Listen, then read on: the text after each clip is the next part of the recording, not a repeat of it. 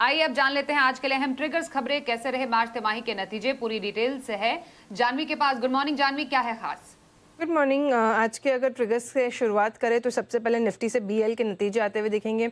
वहीं एफएनओ से 4 कंपनियों के नतीजे, BPCL, Zydus life sciences, Mankind pharma, pi industries, तो यहाँ पर नजर रखनी होगी।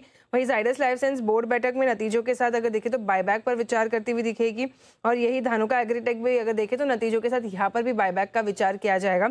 ईरान के जो मार्केट है तेहरान स्टॉक एक्सचेंज 80 दिनों के बाद आज ये वापस खुलते हुए दिखेंगे, तो यहाँ पर नजर रखनी है। नतीजों में एस्ट्रल के नतीजे आए थे, नतीजे अनुमान से यहाँ पर कमजोर है। रेवेन्यू 24.3% बढ़कर आई, लेकिन अनुमान से काफी कमजोर आई है। मार्जिन 18.4% के करीब आते हुए दिखे, अनुमान 19% का था। और एडजस्टेड मार्जिन की अगर बात करें तो यहाँ पर भी 18.4% के मार्जिन आए हैं। एडजस्टेड EBITDA भी अगर देखें तो यहाँ पर 27% बढ़कर आया है। मुनाफे में अगर बात करें तो यहाँ पर 19% तक की बढ़त है। 213 करोड़ के पास जो कंपनी ने मुनाफा दर्ज करता हुआ दिखा, लेकिन अनुमान 254 करोड़ का था, तो अनुमान से स्लाइटली कमजोर नंबर्स यहाँ पर आए हैं। IOC on the other hand देखें तो काफ़ी शानदार नंबर्स आए। ऑपरेशनली अगर देखें तो बहुत बड़ा बीट है यहाँ पे। हालांकि कंपनी ने करीबन 1890 करोड़ का एक इम्पेयरमेंट भी लॉस जो है ये रिकॉग्नाइज किया, लेकिन उसके बावजूद अगर देखें तो नंबर्स अच्छे दिखाई दे रहे हैं। रेवेन्यू में करीबन 2% की बढ़त है। कामकाजी मुनाफा 15,480 करोड़ का अनुमान था, उसके सामने 20,716 करोड़ का कामकाजी मुनाफा है, तो यहाँ पर बड़ा गेन आता हुआ दिखा है। वही मार्जिन 10% के आए, अनुमान 6.6% का था। मुनाफे में भी अगर देखें तो 11,370 करोड़ के पास मुनाफा आता हुआ दिखा, तो अनुमान से कहीं ज़्यादा बेटर नंबर्स जो है यहाँ पर कंपनी ने पोस्ट अप किए। इंद्रप्रस्थ गैस IGL यहाँ पर अगर देखें तो थोड़े मिले जुले नंबर्स यहाँ पर आते हुए दिख रहे हैं। रेवेन्यू 2% बढ़कर आया, कामकाजी मुनाफा यहाँ पे 11% घट कर आया, मार्जिन में भी गिरावट है, तो थोड़ा मिक्स सेट ऑफ नंबर्स यहाँ पर है। वही सन फार्मा एडवांस रिसर्च जो स्पार्क है, यहाँ पर अगर देखें तो काफ़ी दमदार नतीजा है। कंपनी घाटे से मुनाफे में आ चुकी है। पिछले साल इसी तिमाही में कामकाजी घाटा था 53 करोड़ का, इस तिमाही में अगर देखें तो 1780 करोड़ तक का कंपनी ने जो है कामकाजी मुनाफा दर्ज किया है। मार्जिन भी 95.7% के जो है यहाँ पर मार्जिन आते हुए दिख रहे हैं। पूर्वांकरा काफ़ी स्ट्रॉन्ग नंबर्स यहाँ पर भी है।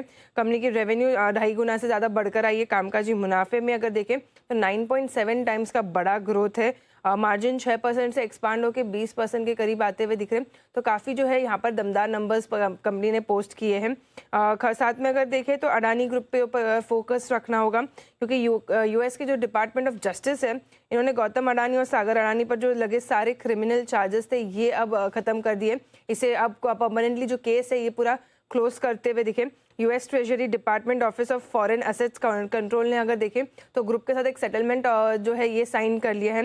ग्रुप ने US ट्रेजरी विभाग के साथ करीबन 2670 करोड़ के अगर देखें तो यहाँ पर ट्रेजरी सेटलमेंट करते हुए दिखे, तो ये एक पॉजिटिव खबर आती हुई दिख रही पूरे ही ग्रुप के लिए। बैंक्स पर भी फोकस रखना होगा, क्योंकि बैंक्स ने इन्वेस्टमेंट फ्लक्चुएशन रिजर्व RBI ने जो है यहाँ पर ख़त्म कर दिया है। 18 मई से जो है IFR का जो है यहाँ पर ख़त्म होता हुआ दिख रहा है। बैंकों को IFR में रखा पैसा अगर दिखे तो ट्रांसफ़र करने की यहाँ पर अनुमति मिल चुकी है। IFR बैलेंस को SRGR में ट्रांसफ़र कर सकेंगी सारी बैंक्स, तो यहाँ पर फोकस रखना होगा। पॉजिटिव खबर आती हुई दिख रही है। और अगर देखें तो कल एक बड़ी ब्लॉक डील हुई थी JSW स्टील में, जिसमें प्रमोटर JSW एनर्जी ने करीबन 2.5 करोड़ शेयर्स यानी कि 1% इक्विटी का जो है यहाँ पर बेचते हुए दिखे। अब उनकी हिस्सेदारी कंपनी में 2.6% से घटकर 1.8% आती हुई दिखी।